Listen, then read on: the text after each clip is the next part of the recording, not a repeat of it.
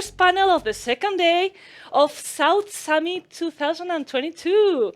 How's the energy in the room? Yes, yes. Great. I see very nice faces here that we already know. Today, we are talking about ecosystems and how to build those ecosystems, okay? We will see some success stories about Israel, about Hong Kong and Portugal ecosystems, and also Spanish ecosystem. So let's talk about all those things together.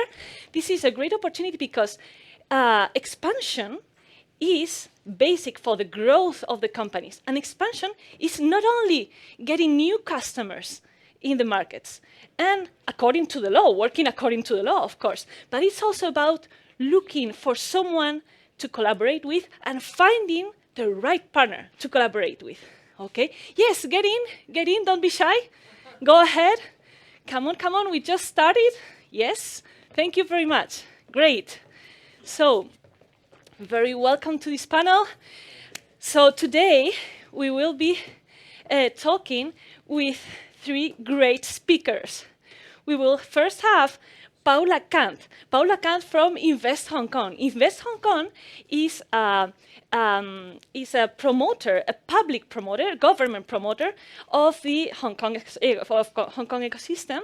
And she will be telling us how to foster relations between Spanish and Hong Kong companies, between multinationals and startups, and how to foster this ecosystem to make it strong and very supportive for companies. Let's get in. Don't worry, you can get in.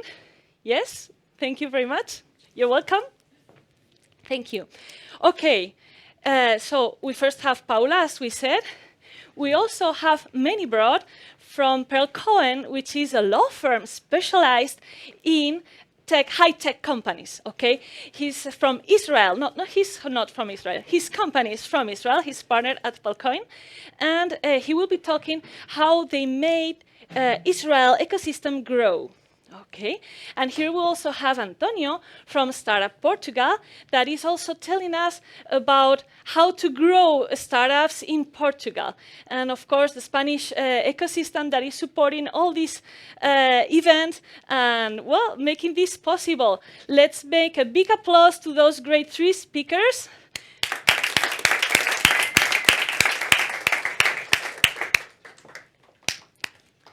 And for the ones that don't know me, I think many people here, we know each other. But just in case, I'm Ana Duran.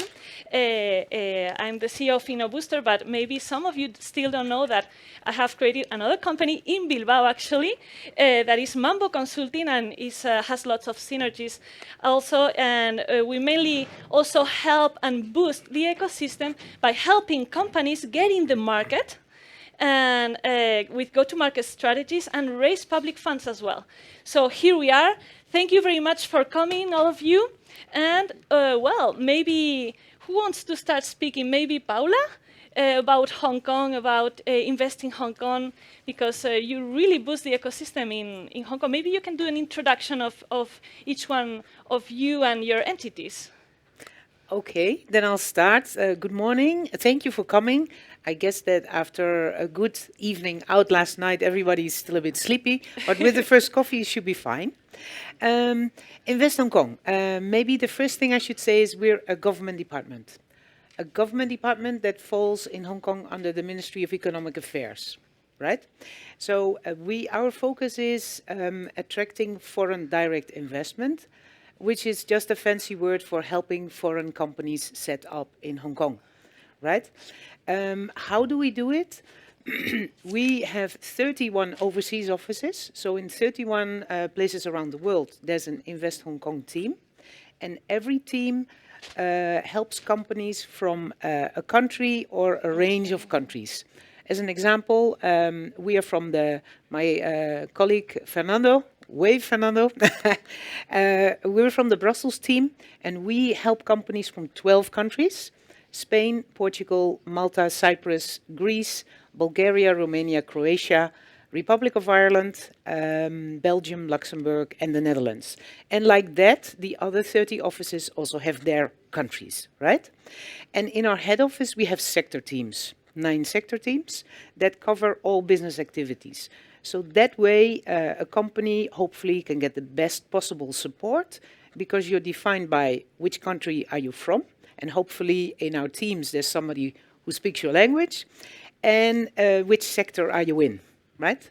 And since we're a government department, our support is free, it's customized, and of course confidential. Maybe that is a first intro. Very good. Thank you very much. Very good. Meny, tell us about Cohen, about a little bit the entity and yourself, probably. Okay.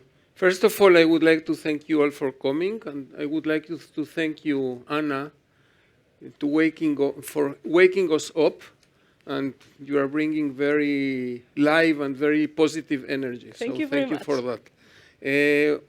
Originally, I am from Mexico. Originalmente soy de México. But I moved to Israel, not I moved, my parents moved me to Israel when I was 13 years old. And since then, the basis of my life is Israel. I am a lawyer. I am a partner at Cohen. We are one of the largest law firms in Israel. We are more than 250 lawyers. And we are leaders in Israel handling matters related to the high-tech ecosystem of Israel. And together with an additional partner, she's originally from Uruguay, we co-chair our desk focused in Spain and Latin America. In Israel, we see very great, very important participation from companies from all over the world in the Israeli ecosystem, looking for Israeli innovation, bringing them to their products, systems companies. We see also from Spain and Latin America, we see important participation, but we believe that there should be more for the mutual benefit of both parties, because we believe that the Israeli innovation can help you, Spanish País Vasco companies, in order to be state of the art. And not only that, Israeli companies are very innovative, but they have a problem of penetrating markets. They have a problem of scaling up. And I believe that there is great synergy, that on the one hand, you can obtain the technologies, and on top of that, you can help them to scale up, because in many cases, you are in much better position to scale up. And we are there to help you do that. And this is why I am thankful to this summit for inviting me to participate at this panel. Great. Thank you very much, Meny. Super. António, tell us about Startup Portugal and your duties. Hello, good morning to you all. Well, thanks for having me, and thanks for being here listening to me. It's a pleasure. I am António Dias Martins. I'm the Executive Director of Startup Portugal. My background is in private equity, venture capital, investment banking, and consultancy. And I've been with this organization for a year now. Startup Portugal is an independent non-profit organization funded by public capital. It was created in 2016 by the government, but it was created as an independent organism. We deal very closely with the Minister of Economy. Actually, we are in the building of the Ministry of Economy. We deal with all government decision makers, but we are very close to the ecosystem. We are very close to the entrepreneurs. We coordinate a network of 160 incubators all over the country. We are very close to the universities.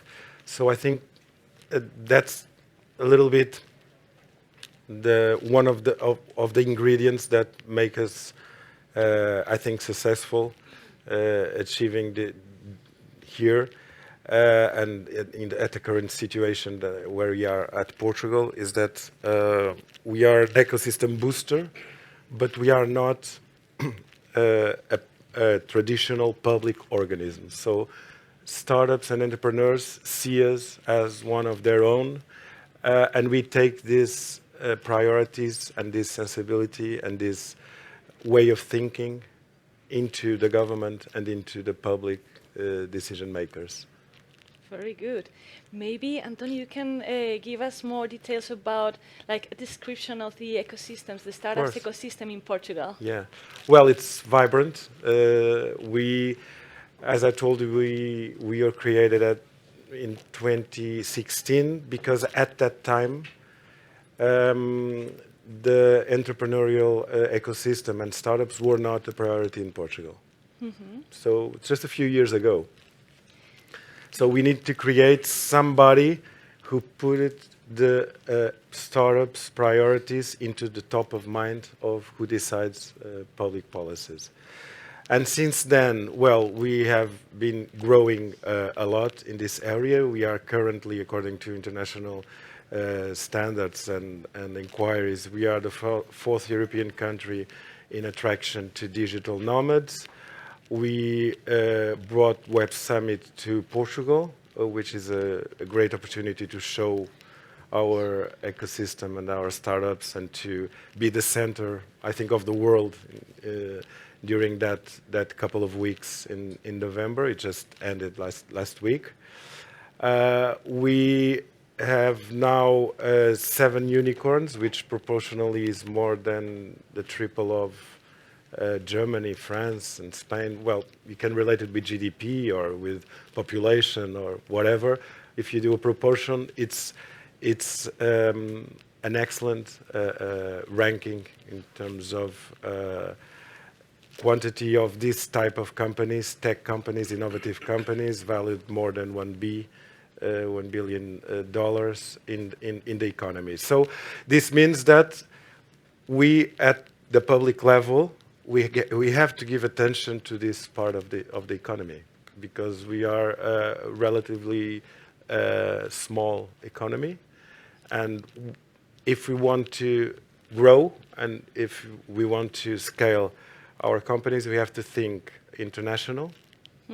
And well, I think the traditional industry is not our major strength in Portugal. I think there are other countries in Europe, like Spain, for instance, that has a much better position in that matter. Germany, France, and all that. So I think we have to look to this ecosystem as one of the main drives of the growth of the country in the next years. And well, amazingly enough, 1 month ago, Germany launched a new startup legislative package to boost their own ecosystem. And at the introduction of that package, the federal government of Germany said that the tech companies and startups would be one of the main drivers of growth of the economy of the country in the future. So this is the most industrialized country in Europe, and if they are saying that, we have to do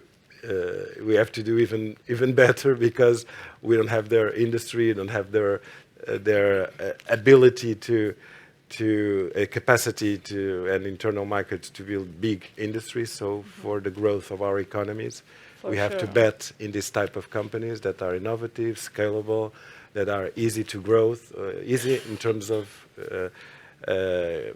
time to growth, and they can be really one of the key factors to the growth of this economy. Germany, of course, is one of the motors of Europe. Yeah. So yes, of course, we have to listen to those comments. It's very important. I think one of the keys that you just said is to think that we have anything. Like we don't have anything, actually. If we believe that we have so little, we will fight for having more. If we believe that we have a lot, we will just relax and don't have pressure on ourselves. So this is probably the mentality, right? If Portugal thinks, okay, we have to fight because we really need to grow up, it's very much more challenging, right? Very good, very good. Thank you very much. Paula, maybe you can tell us about startups ecosystem in Hong Kong? Happy to. And I would like to link it to the opportunities it's going to give to everybody here in the room. Firstly, in Invest Hong Kong, we also have a Start Me Up Hong Kong team that has been in existence for a number of years, and the ecosystem in Hong Kong has grown relatively quickly. Currently, there are like 3,755 startups, and interestingly, for you to think of, like 35% of those startups have foreign owners, right? So it's quite an international startup ecosystem. If we look at sectors, most of you might know Hong Kong Financial Center, Hong Kong also gateway to China. We often call it China for beginners. And you see that reflected in the startups, because ultimately, what are startups? It's the hot techies who kind of make sure that the traditional sectors keep also improving, right? Because the traditional companies, they might do some innovation in-house.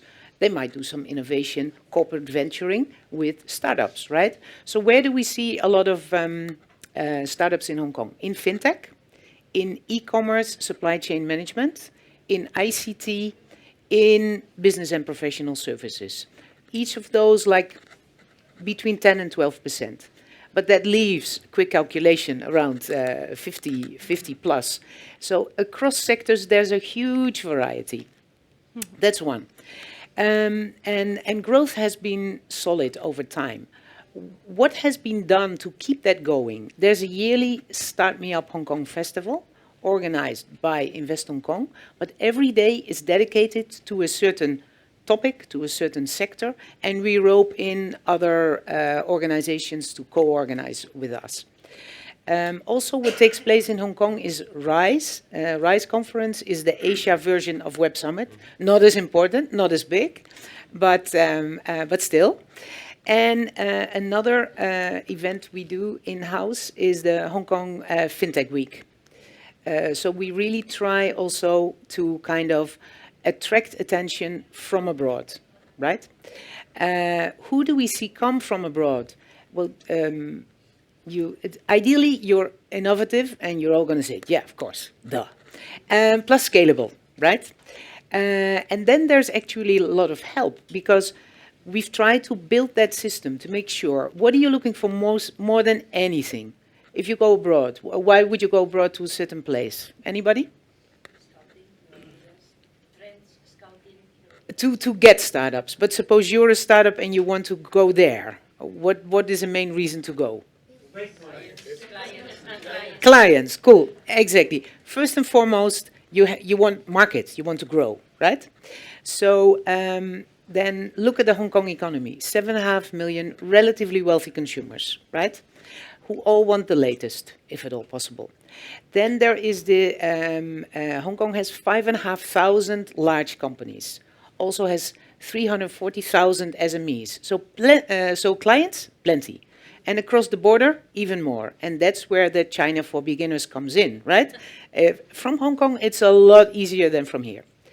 A second thing is talent. 5 Hong Kong universities in the top 100 in Asia. So there should be some talent. Funding available.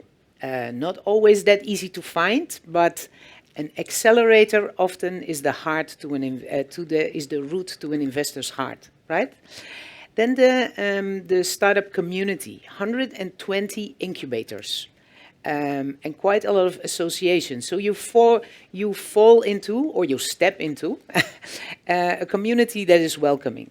So what have I said now? I said talent, I said money, I said clients, very important. Also quite a few government support programs. At every step, when you do R&D, there are packages. When you, from Hong Kong, want to conquer other countries in the region, there are packages. When you want to hire people of certain profile. So there is a lot of support on the, in the whole journey. So that's a little bit what we've built. Sorry if I'm too long. Great picture of Hong Kong ecosystem. Great. Thank you very much, Paula. Meny, tell us about Israel, Okay. the startup nation. First, one comment. At the beginning, I thought I was going to be in competition with António and with Paula, And now that we are started to move, I feel better because my feeling, maybe I am mistaken, but that our focus is different. I mean, if I understand correctly, Hong Kong, maybe also Portugal are trying to attract startups. So they move to your, to your countries. In my case, I believe that our focus, the focus of Israel, is a little bit different. Of course, if a startup wants to come, is welcome, but the main focus is to approach medium-sized and large-size companies from País Vasco or from España, so they come to Israel to identify technologies. Not that the startups come to Israel, but that medium-sized, large-size come to Israel, participate, identify technologies, as I said, to incorporate them in their product systems, and later stage, if the technology is successful, for scaling up purposes. The same with respect to family offices and investors, that they for purposes of diversification, that they allocate some small percentage of their portfolio for investments in the Israeli high-tech ecosystem. Now, as Anna, with respect to your question as to the status of the Israeli ecosystem, on the one hand, we have nowhere is perfect, and Israel is far from being perfect. It's well known we have very difficult geopolitical problems, and also we are a small country. We are only 9 million inhabitants in Israel.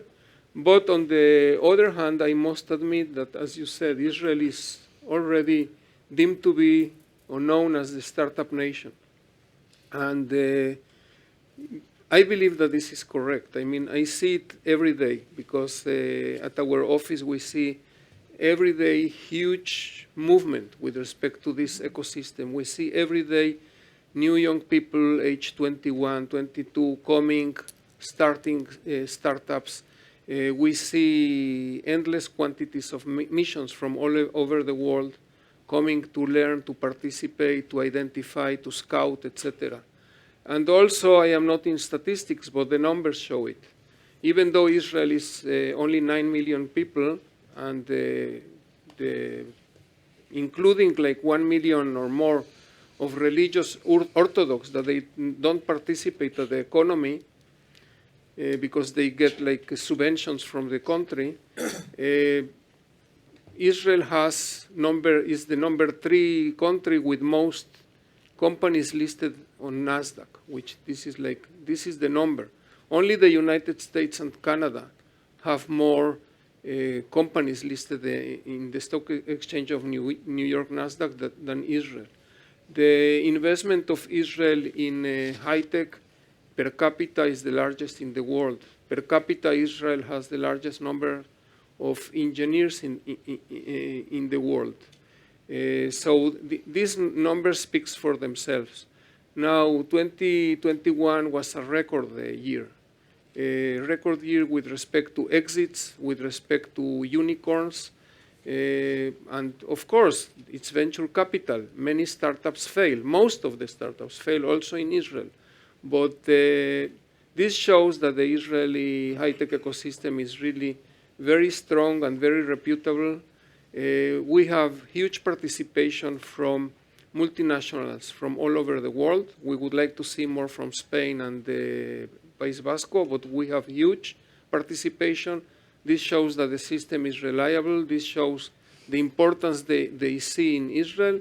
Even though these companies have sometimes thousands of engineers or hundreds of engineers, they still know that the Israeli ecosystem is very agile, very flexible, and there are already many products that we are using all over the world that were developed there. So this is why I urge you to consider the possibility. Absolutely, absolutely. It's the same that happens also in Japan, as I believe.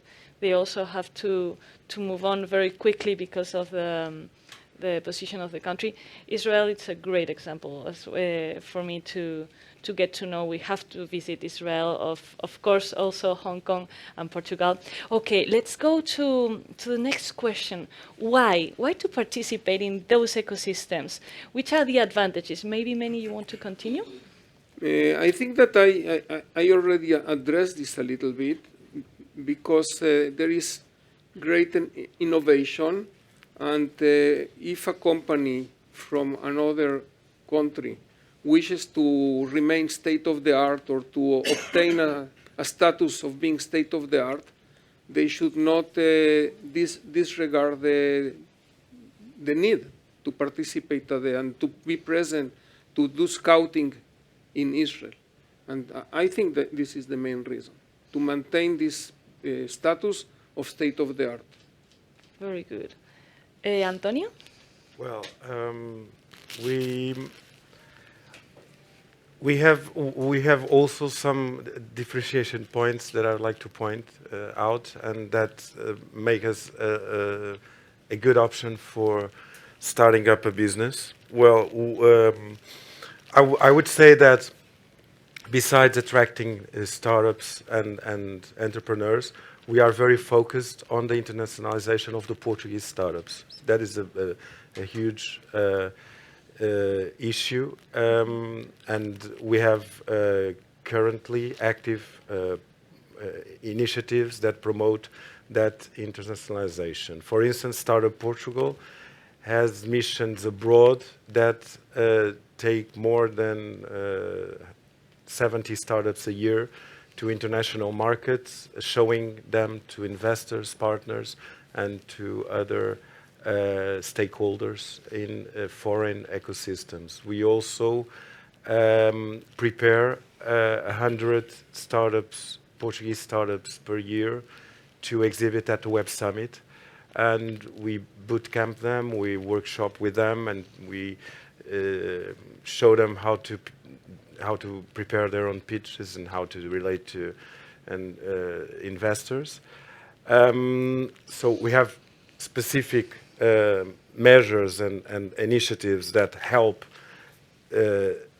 new business to start up in Portugal. But we also have characteristics as a country that are really favorable to these ventures. We are the fourth most safe country in the world, and nowadays that's a big issue according to international ratings. We are the seventh country in the world in terms of English proficiency, and it's also an important argument, I think, because, well, it's the international language for business, and it makes it easier for doing it.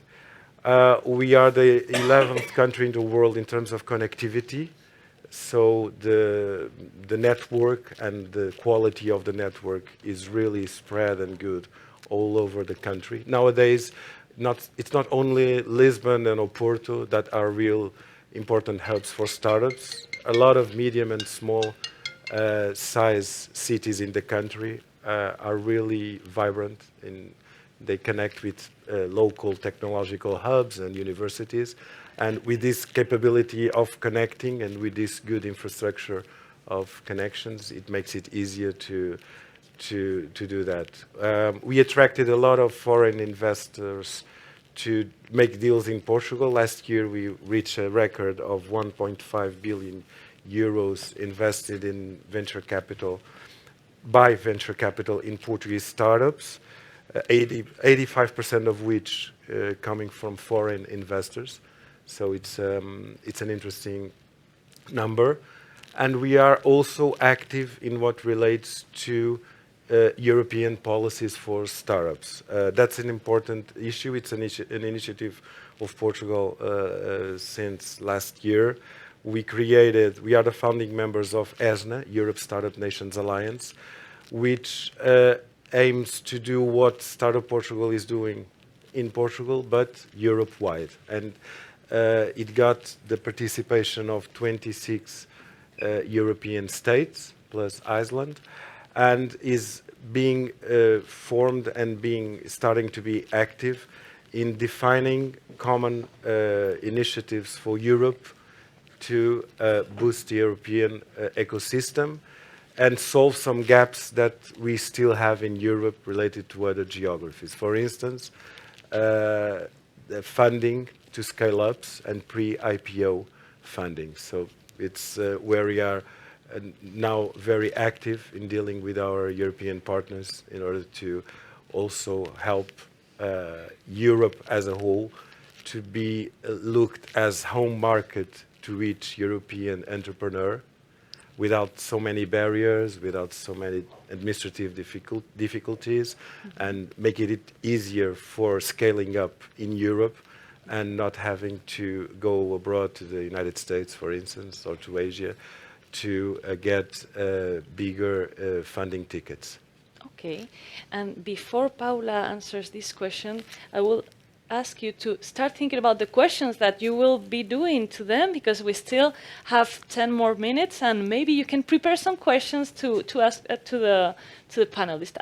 Go for it, Paula. Now they are getting prepared to ask you the next one. Okay. You can tell us about the advantages, right? The advantages. About participating Well, in the ecosystem. I would say the biggest one is, like we also got it from the room, right? It's really to grow your business. And there, you know, Asia is the fastest growing continent in the world at the moment. And I think the challenge very often, this is what we hear from companies, smaller or bigger, is like, how do I do this, right? How do I, China is a continent in itself, how do I do it? So I think with Hong Kong, we also try to give it to you bite size, you know, the China for beginners concept a little bit. And I very much underscore what António said about the Portuguese ecosystem. We have the honor to have helped Fizai, one of the Portuguese unicorns set up in Hong Kong. And just to illustrate how that started, I met Fizai in 2016 when they were still in Coimbra in the Instituto Pedro Nunes. And we had some chats with startups, and the finance person said of Fizai, I said, oh, you guys, are you ready for Asia? Well, not yet. We go first to Silicon Valley, step by step. And they were already cash flow positive, right? They're very kind of technically super smart guys, very modest. And then, yes, like 1.5 years later, I got a phone call from our fintech person in Silicon Valley saying, hey, Paula, I met this company, really cool. They just got like 50 million in funding in Silicon Valley. And I see that it's your project, right? We, of course, I said, yeah, hey, Portugal, that's us. So, so I think what we're very used to, and the point I wanted to make is that companies come to us, they ask, how could we help? How does it work? And then there's never any rush. We're only in a hurry when you're in a hurry, right? So ask us first, and then maybe only a year later, or in the case of Fizai, 1.5 years later, we hear from the company again, right? So we try to, we're there, we try to share the info, and then you let us know when you're ready to rock. We also have a super active consultant in Israel, who is like knocks us all out of the park. And quite a few Israeli companies also go to Hong Kong. So main reason to go? Market. Business, clients. Business, let's do business, very good. So do we have some other questions, or may I continue doing a few questions? Yes, one. Yes, you have the micro. Thank you. Hi, thank you. My first question is for António from Startup Portugal. I would like to know a little bit more in detail regarding the digital nomads. Which are the most important benefits for them to establish in Portugal? I know that Portugal is positioning itself as a digital nomad friendly country. Can you tell us a little bit more about that, please? Well, yes, we are as I told, we are considered the 4th European country most attractive for digital nomads, the choice of digital nomads, yes. We have specific tax advantages that we are looking to deploy to those types of workers. They are still not out yet, but we are working on that with the government. We have, well, our characteristics as a country, as I told you before, are the main attractives for establishing digital nomads in Portugal. Well, the access to, the easy access to also visa programs, tech visas, startup visas that we have for workers outside the European space are one of the key instruments also that make us so attractive to this type of workforce. We developed some fast procedures, administrative procedures, in order to make the tech companies more attractive to workers outside Europe by accelerating their processes of getting visas. And so the worker only has to show and to prove that it has a working contract with a tech company that is registered in the country, incorporated in the country, and the process is fastened and it's really more simple. It's one of the examples that we have for promoting this attraction to digital nomads. And also the connectivity, it's very important, as I previously mentioned. It's one of the key aspects also. And I think those are the main topics, yeah. Thank you. My next question is for Paula. I would like to understand a little bit better how can Hong Kong support those companies, entrepreneurs, as a gateway not only to China but to some other countries in Asia. Can you explain to us a little bit how does it work? Thank you. Thanks for the question. I think what we see a lot of companies do, right, is so they land in Hong Kong and maybe they start with one person from let's say the European head office, and they hire a couple of Hong Kongers, and the Hong Kongers can help them help with the sales in Hong Kong, right? But they also all professionals in Hong Kong are bilingual English, Cantonese. They can also help you formulate a strategy for across the border, right? There's a big area called the Greater Bay Area. Way back when they called it the Pearl River Delta, where everybody also speaks Cantonese, 86 million people. So with that Hong Kong team, you can also start making plans because culturally it's a similar environment, right? Like taste, what websites people like, what presentation people like, you already can form a team there. And also we see a lot of companies, bigger and smaller, use Hong Kong as a regional hub. There are quite a few foreigners, so it's easy to hire somebody who speaks Korean, who speaks Japanese, and with such good connections, you can also work on those markets from Hong Kong. And that is infinitely easier than from China, where people need visas, and so that regional, so I would say the professionals who are quite international and have a good background. Very good. More questions? No? Yes?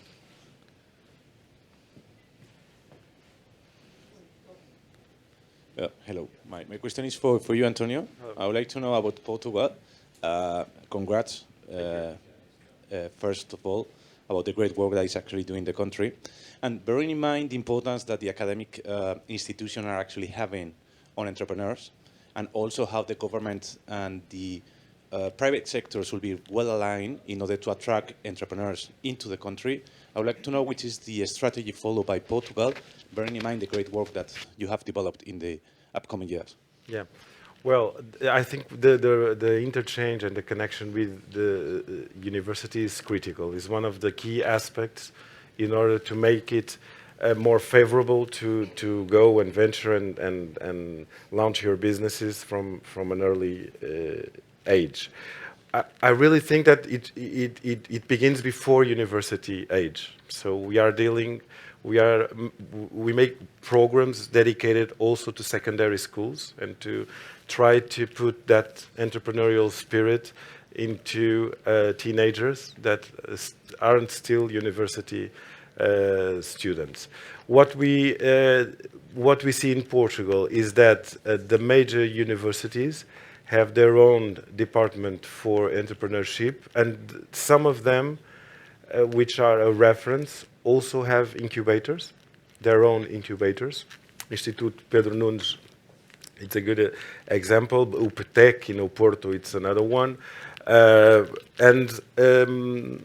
They start working from scratch, from the university ages and level, in order to make ideas grow into business. And this is a very relevant approach. We see some excellent startups that were built this way in Portugal, and that really grow very fast, and that currently are very well adapted to these new forms of work that we have currently. I can give you as an example, Remote is the most recent Portuguese unicorn. It started up in 2019 from a center city in Portugal, not a big region, and attracted already $500 million of investment.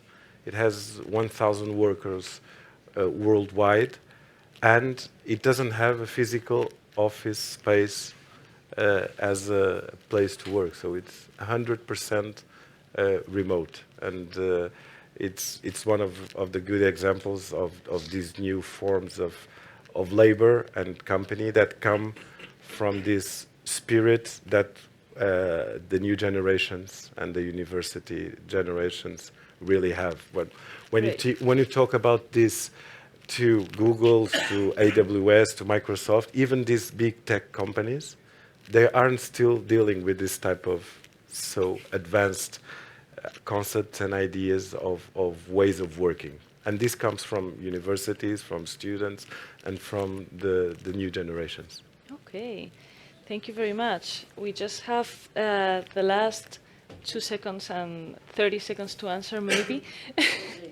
Meny, to me this is very interesting. I mean, I would like to know your views. I mean, when I think about Israel, I think the limited, you said, the geopolitical challenges, the size of the country, the limited resources, and yet it has managed to become one the most successful startup, as you said, startup nations. But then I see other countries. You're from Mexico. You were born in Mexico, so I was, and many other countries that have tons of resources, corporations, amazing talent, because they do have talent. So you have many things, except for sometimes limited financial resources and that. But what has been the driver and the key success, or the key success factors to make of this country like Israel very successful, that other countries with much more haven't been able to do so? From your point of view, your experience being from both countries. I mean, this is the contrast. In 30 seconds, maybe. I will tell you, I think that the short answer is the Jewish mother, because the Jewish mother pushes. In the past, the Jewish mother wishes her son or daughter to be a doctor, a lawyer. Not anymore. Now the Jewish mother pushes their children to be startup, to be in the high tech. But the longer response is that it is a whole ecosystem. First of all, because of the geopolitical needs, unfortunately, Israel needs to have a strong army. And the army has priority in selecting soldiers. And first of all, the one that selects is the high-tech areas of the army, like cybersecurity, etc. So they select the best adequate candidates. They check every young person. They select the best one. They already come from high school with chemistry, biology, etc. Then they capacitate them. These are the most adequate people. In the army, when you are 21, you are out of the army, usually. So the ones that remain are, the ones that do the job are 18, 19, 20. So at the age of 21, they already have huge experience. And on top of this, I think that there are some elements that are special to Israel and some that you can copy or that exist in other areas. For example, very good collaboration between public government and private investors and academic institutions like in Portugal. Also in Israel we have this tradition. This is relatively easy to copy. To give grants by the governments, there is in Israel, but I think one very important element of the Israeli culture that it's difficult to copy is one that there is hierarchy and politeness is not very important in Israel, which in many cases is uncomfortable. If you are waiting online and the other person is unpolite, it's uncomfortable. But in the high-tech ecosystem, it's good not to be polite, not to respect your boss, to come out and say what you have to say. And this is part of the culture for good and for bad. And another element that it exists in Israel, but in Mexico is the opposite. If in Mexico you open a business, let's say a restaurant or a company, and you need to close because it was unsuccessful, in Mexico people will say, he's lazy, he's stupid, don't go to him, don't get close to him. And in Israel it's the opposite. If you open a startup and you fail, okay, people will be a little bit disappointed, but they will say the important is that you learn from the experience. So accepting failure is part of the culture in Israel, and it's a very important element, and it's difficult to copy. Absolutely. Very, very absolutely agree with you. Accepting failure is so important to understand what to do in the next step, right?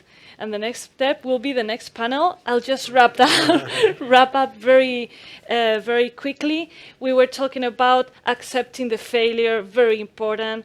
In Hong Kong, is the China for beginners. Absolutely agree with that as well. It's very different from one ecosystem to the other to maybe attract startups or attract investors or attract corporates and other kind of companies to invest in technology. It's very different profiles of ecosystems, let's say. And then how important having funding is available. And also, I would say that there is a very recent concern of the importance of these ecosystems because none of us existed before, like more than 30 years ago. So it's very recent, this concern, this new concern of the importance of the ecosystem. So, well, thank you very much. Great speakers. It has been a great panel. Thank you really, really very much. And let's give them a big, big applause.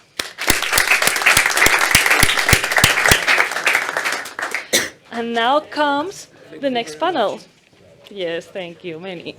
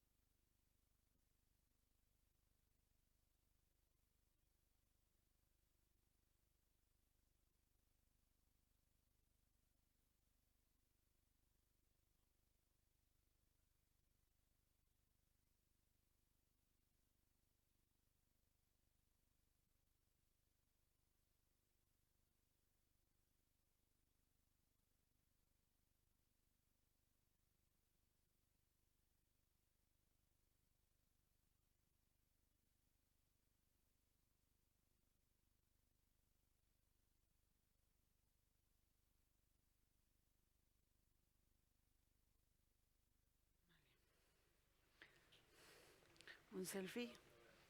¿Listos? Listos estamos, ¿eh? Comenzamos con un selfie.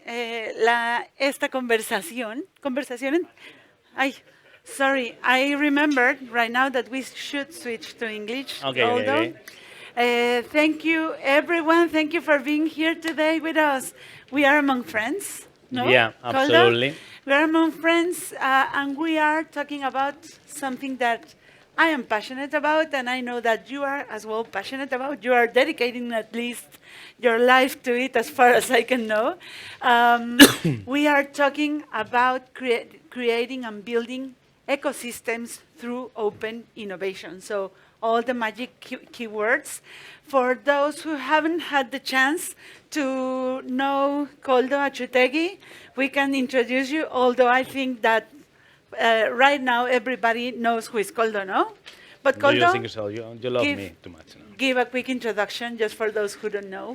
Yeah, well, good morning, everyone. Egun on in Basque. I am Koldo Achutegui. I work in the government of Biscay. I am the FD director, and I am one of the co-creators, I could say, of the building and the ecosystem where we are. And Marisol says, I am passionate about open innovation because it's one of our key elements in the Biscay Startup Bay. Exactly, and you know, well, my name is Marisol Menendez. I'm also passionate about open innovation and ecosystems. I'm former head of open innovation at BBVA, where I had the opportunity and privilege of creating the open innovation initiative and growing it and creating the ecosystem around it. And I always say that back then is when I fell in love with the concept of open innovation. Frankly, I put a name to what made sense for me into creating, the official definition of open innovation is building deliberately connections among units who weren't connected, like within a company or outside a company, to allow knowledge to flow to create value. Okay, so it's create connections to allow knowledge to flow because we want to create value. And you know the result of creating these connections, if you connect one to another and you add another connection and you add another connection, we have an ecosystem. So at the end, we are creating ecosystems through open innovation. I'm a Chief Open Innovation Officer at SouthSummit. I work also with ecosystems in the Nordics. I'm now also creating ecosystems and orchestrating ecosystems such as Women in Tech Spain, which is an ecosystem of executive women. So I love ecosystems. And you know, my idea around ecosystems is if we are creating this dynamic of sharing knowledge and value, the art is a humanistic art because we are connecting people here, no, Koldo? But there's a process for that. So where do we begin to create ecosystems? What's for you your origin story, like superheroes? I think I am going to come back. This morning we have a breakfast about Biscay Startup Day, which is our ecosystem and is one of the claim of SouthSummit Biscay Startup Day, this event, ecosystem builder.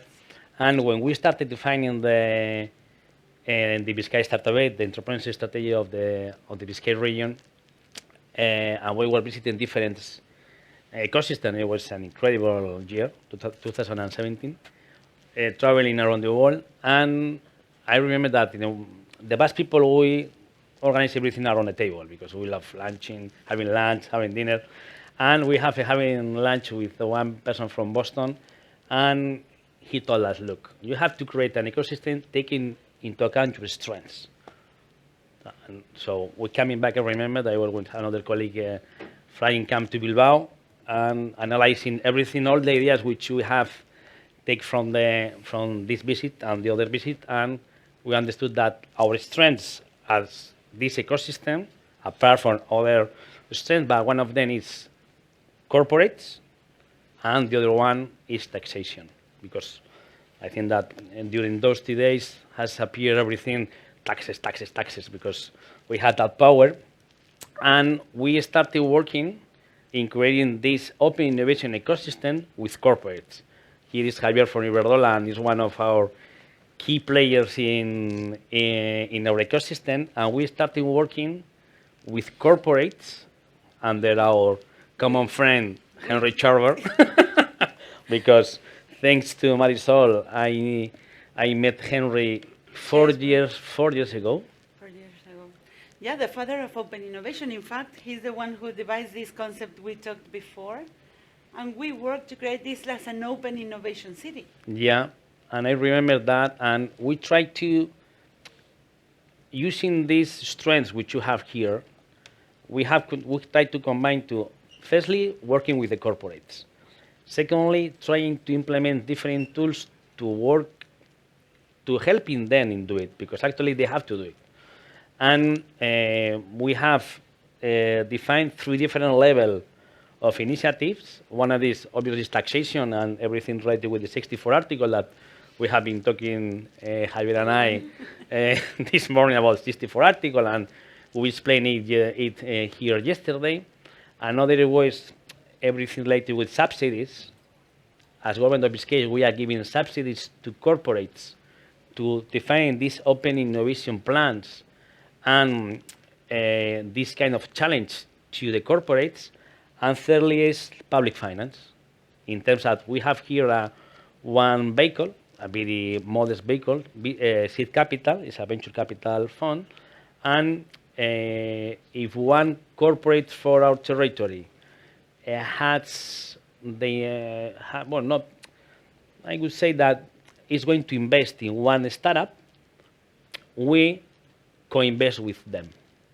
Because obviously about energy, Repsol and Iberdrola knows than us. So the idea is to, we have 3 different levels to try to work with the corporates in this open innovation. This is interesting because at the end you're talking, okay, we as a government are creating a structure of incentives. I think that the role of the government is to create the bigger infrastructure so everything can... Just the framework. The framework, we defend the framework and later the local, but we the need private the player. pieces, no? Yeah. So we need the corporations, and I remember our very first conversations about this is, okay, how do we prepare as corporation to collaborate with others? What happens when we connect with a startup to be able to do that collaboration? For the startups also to be ready to sell to corps, for example, or to raise investment. And of course, there are so many other interesting elements like the research centers, universities. And so I think that one of the wonders of ecosystems is the mix and diversity of all the elements and the layers that are creating over that, you know? And I know now we are ready to open, I think, comments with the audience because, well, I know many of you, and you are all dedicating your life to creating all these ecosystems. But I think that we can agree, you know, that of course we need the government, or we need this framework that you are talking about to make this work. But also there's this continuous work of each of the actors to prepare within themselves, to create collaborations with others, to activate the startups, to also implement that value that comes into the system. I say that if we see like this as a big organization, so everyone has their own role. No, corporations have the customers, they have relationship with regulators, which are important as well. They have infrastructures and technology. Startups are like the innovation labs of the world because their objective is to create and validate business models that can grow. Investors are injecting the fuel to the system. Then we have universities researching for long-term knowledge. And of course, so many organizations like the ones we visited yesterday researching practicalities and mixing science with reality. And so everything is happening in the ecosystem. I know that we have many good players of the ecosystem. Anyone wants to jump into the conversation? What's your idea? How do we build, create ecosystems through the perspective of open innovation? We have the mic. Yeah, hi everyone. I'm Vanessa Palmer from CaixaBank Day One and the Entrepreneur 21 Awards. So I've been, I was also in the previous session, and they were talking about how, like from the government, or from more like the city or the ecosystem side, they create the ecosystem, but on the perspective, on the other side of the table, we are the corporations, the startups, the investors, and so how are the best practices, no, that you can share about what can a corporate, no, do in order to foster these ecosystems, no, the creation and also the engagement, no, because sometimes what you see and when you are for a long time, no, working with startups and with other players, sometimes it's easy to come to an agreement, no, or to launch an initiative, but to get the engagement of the community along the time, I think that sometimes that's hard. So. And well, I raise it to Coldo, but also, no, to the audience. No? What are you doing, no? So from a private perspective, to boost ecosystems, no, and to launch initiatives that are really long-term and successful. No? This is interesting because you and me talk a lot about this, no? And let me give a little bit of context. I devised a methodology called the 3 dimensions of open innovation, trying to structure everything I learned building this within BBVA.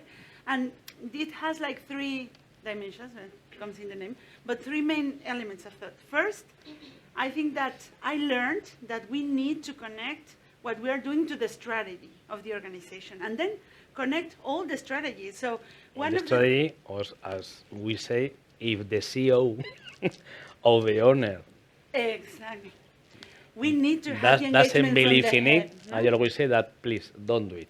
Exactly. And that we... Oh, no, sorry, it happens to us. This building exists because when we went to the Governor Biscay with the idea to create this entrepreneurship hub, he told us, okay, let's do it. So an open innovation is the same. I think that happened in your organization. If the CEO of the owner doesn't want to do it or doesn't believe in it, my recommendation always, I have the chance of working with a lot of big corporations because actually our strategy is based on open innovation and corporates, and this is the reason why we decided not to build, but yes, to use this building like a concentrator. And here there are different corporates from different sectors trying to work together, but because the CEOs of each company believes in it. Otherwise, I always say that, so please don't individually, each of them are integrated, but then also there's an effort, and I think it's not because you're my friend or we are here, but you are really good and those who build the ecosystems are good in understanding the connection among the strategies. So each individually need to be convinced, and then they need to have interaction strategy level, to what they are doing. So it needs to make sense for you guys as business, as we were talking also yesterday. But then the second thing, we said, we need to be prepared internally as corporations to be able to integrate what we, and you also do that really great at Caixa, is once we absorb or connect with others, we need to have the right processes and also to report the right KPIs. No, Coldo? That in my... This is that, it's like, it's a very good conversation because we have discussed a lot about it.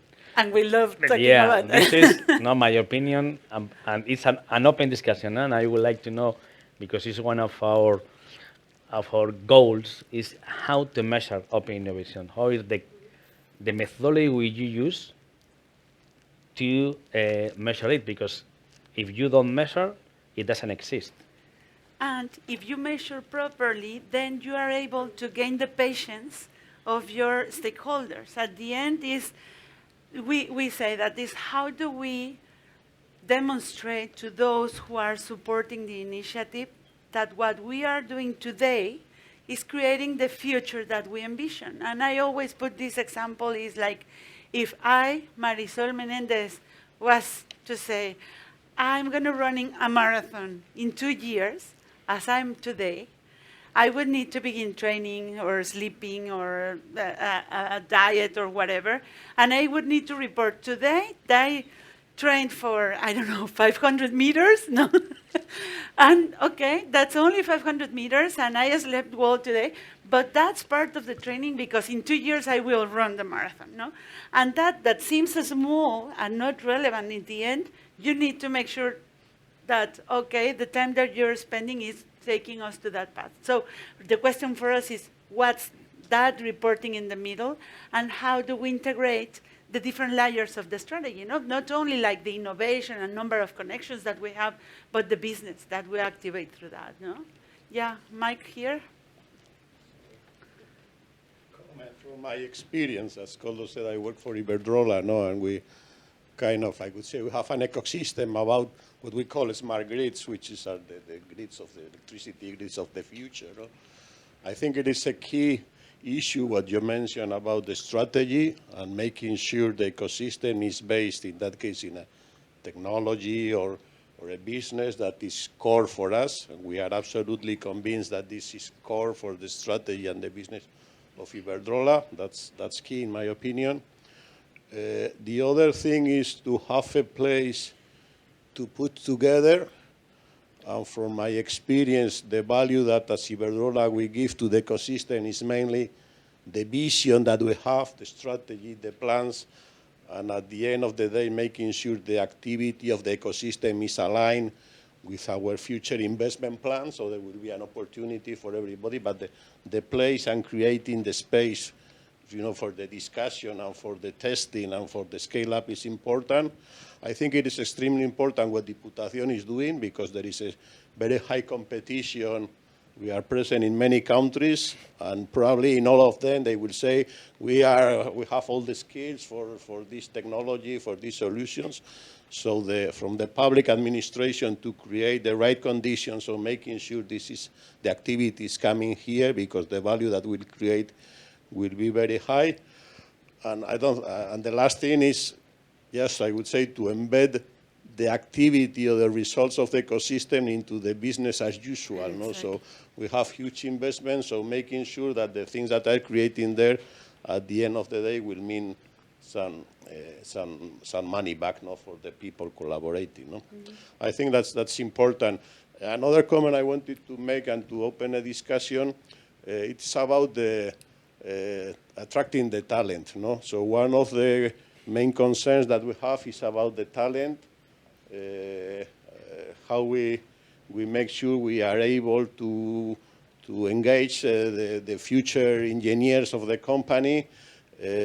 So I'm missing something, no, about how we can, you mentioned the universities, but I think we need to make an extra effort to make sure that the universities are also a larger part of the ecosystem. No? So that's mainly a question or an idea. We have to continue working on that. No? Absolutely agree. That's coming back to my previous meeting or discussion, because we have a meeting with investors and startups about our ecosystem. And one question was what to do, or how to convince the university, or how are the carrots to convince universities to be integrated in this ecosystem of open innovation. Because we are talking about, you and I, we are discussing about corporates, in the inside out, outside in, all of the Henry concept, but I think that you are absolutely right that we need to integrate in some way the universities and the tech centers. Both. Here we have technology that's incredible here, and I think that the idea is how to integrate everything, apart from corporates and startups, the universities and tech centers. And I think that that's where maybe the humanistic side of it also comes in, no? Because when we are talking about long-lasting ecosystems, we are creating, cooking slowly, like a good broth. Your marathon. The marathon. So we are creating something, and that's counterintuitive to the speed that we are living today. And in fact, this challenge about creating ecosystems, I think, is unique in our times in terms of the speed that we need to answer to things, in terms of the complexity and number of connections. But at the same time, you want it to be long-lasting, no? And I think that's connected to the reasons, the motives that we have, the strategies that we have, but also something maybe deeper, like in terms of why a university will be connected here, why would people will be willing to work and to connect here. And we are creating a system of motives, I think, as well. That's part of the long-lasting run, no? And I think that's something that you can never lose from your rearview mirror, because we need to keep building that. And I think here in Bilbao, we managed to do it really nicely because you fall in love with the idea, the ecosystem and everything, but it's something to keep working continuously on. Yes, actually in this building, because when we present the Vizcaya Startup in this building, the 3 universities which we have in the Basque region has office there. And again, to try to connect to the university, to the corporates, or the university to the startups, because... And also, I think closing the gap, no, between the academia and industry, there's some distance, no, and the relevance that they have to each other. So maybe get closer in terms of challenges and everything. Any other? Hello, everyone. I'm Silvia Perez from Open Innovation Repsol Tech Lab. Well, as Marisol also knows, I really am most passionate about this open innovation and creating ecosystems. And I also would like to go a little bit deeper in these different speeds and regarding the challenges that we have. From my point of view, one of the main challenges here is the different speed in corporations and the startups, no? And also for the Open Innovation Department, we have also always the frustration that sometimes we'll lose opportunities because of the different speeds that the corporations have. And this is something, these different timings that we have with all of the bureaucracy, with all of the processes that we have in place, sometimes it's also happening to the administration. Sometimes. I'm just trying to be... Have to be polite. No, but in general, for example, in Tech Lab, in Repsol Tech Lab, we try to, for example, launching a platform of proof of concepts, trying to give agility to this process, trying to be in contact with the startups and tech centers and universities in an agile way. And it's also giving us problems with purchasing, legal, and so on. But it still poses a problem. So I would like to also to know your opinion on how, and I understand this building, for example, is trying to approach this problem as well. So trying to establish connections in a rapid way. But in any case, even if you establish the connection, it may take a long time until really a contract or a collaboration or investment succeeds. So I would like to know your opinion on how we try to close the gap of the different timings in administration and corporations with the startups because they sometimes they can die before a real collaboration takes place. No, so I would like to know your opinion on that. My opinion, and knowing that is one of the problems, because I have been in the other side. Now I am here, but I've been in the other side.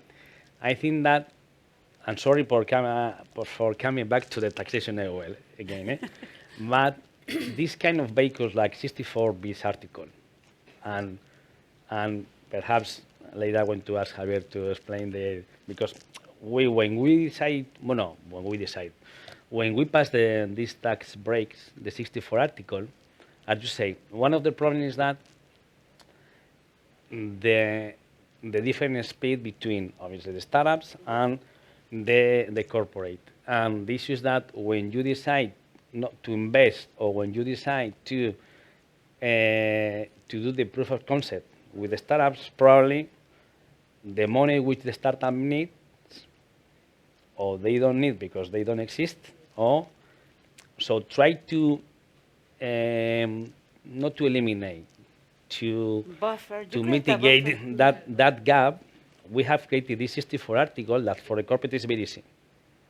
In terms of, okay, you are going to you are going to buy the tax credit of one startup or tech company. I want to talk about them.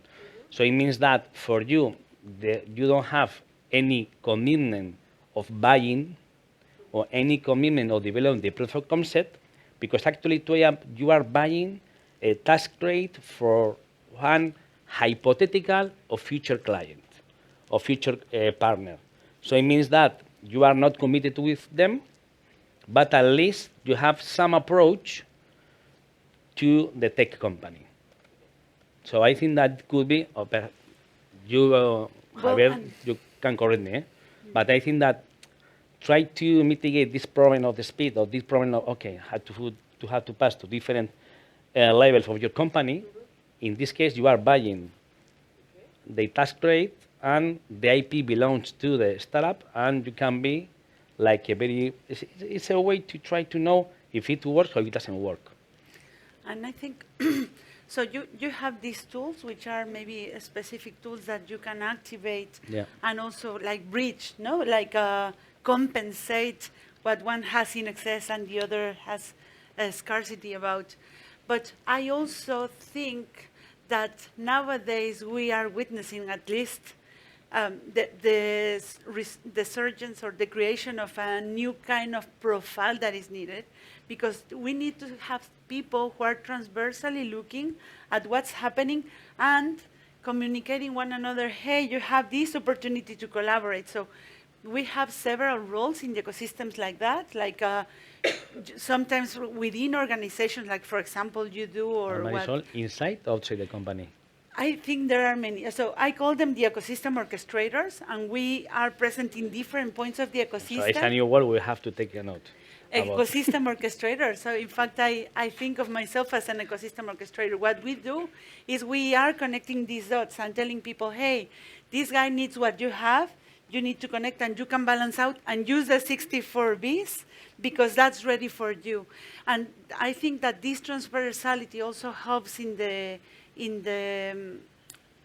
connecting the right kind of dots for these things to happen and avoiding problems that we see in the ecosystem, like startups dying of waiting, which I think is less now than maybe in the past, because we are improving as ecosystem, we are maturing, and I'm sure that, well, many of you guys I know that have been working in this like from the last 10 years, no?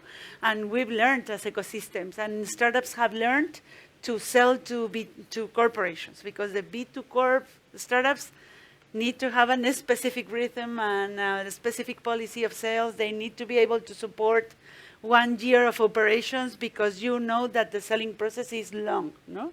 And that's part of the dynamic, but you need to be trained for that. But also you need players that can create the right kind of connections. That's my insight. Microphone. Yeah. Run.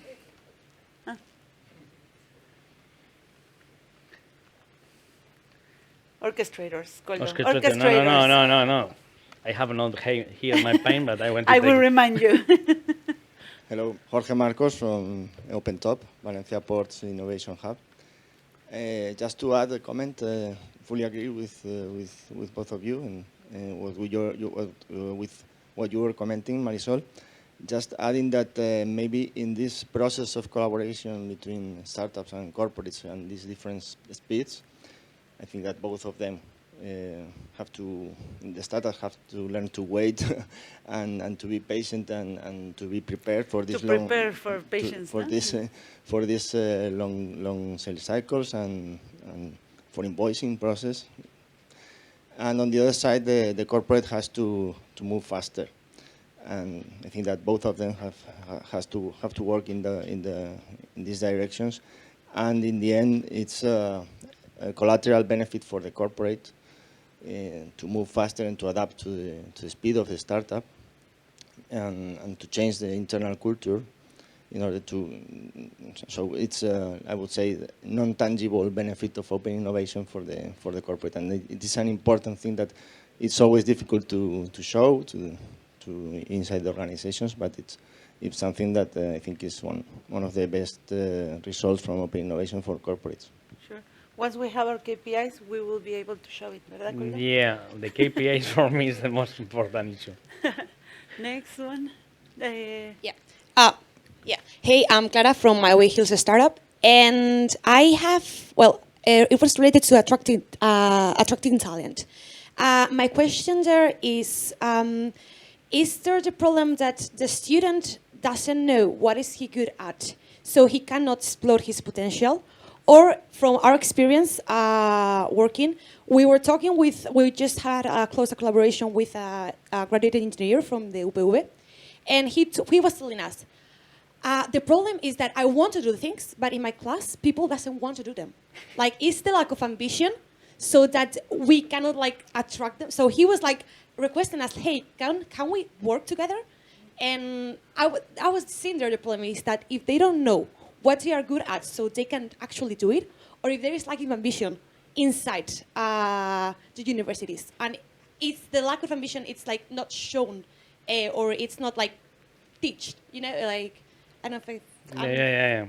so those were like, I was all the time thinking like, they don't know if they are good at what they are doing, or they don't choose the field that they should develop themselves in well, or is that maybe the lack of ambition is in our society into the students is not well focused or oriented to. Look, last week I was in Portugal, in Lisbon, in the World Summit. We were with, Esther and I, we were with, it was the head of Portugal Innovation Agency, and we're talking about universities, and they started to mix people from engineering with people from MBA, because probably there's a lack of. It's because, and he was there doing like, yeah, to mix these two knowledge or these two areas in the same group.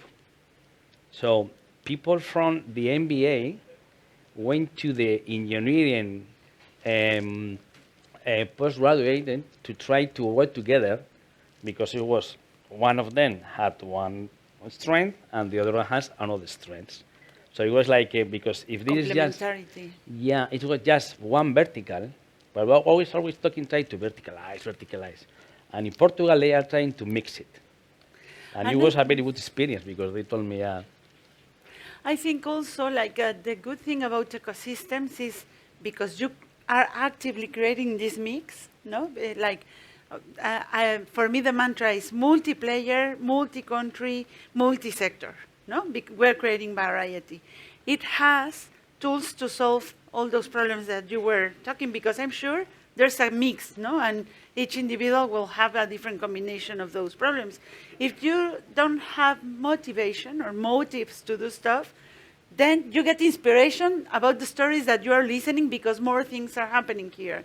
You hear about them, and then you discover things that you maybe weren't aware of. Now, you will begin, I'm sure, listening a lot more of what's happening here in the building, and businesses and success stories that we will have, and that I'm sure will inspire people. Second, you will have opportunities because there's real work working here. And third, you will expand your own circle, because it's not only your students, your colleagues. Now you have more people who's coming from outside. Please you come to the tower more. No, it's true. Meet with others. No, that's what will create, I think, this incentive, and that's the marvel of what we are doing here. And bring your friends to the tower as well. Come to parties. Yeah. I'm Abraxas from the Startup Factory.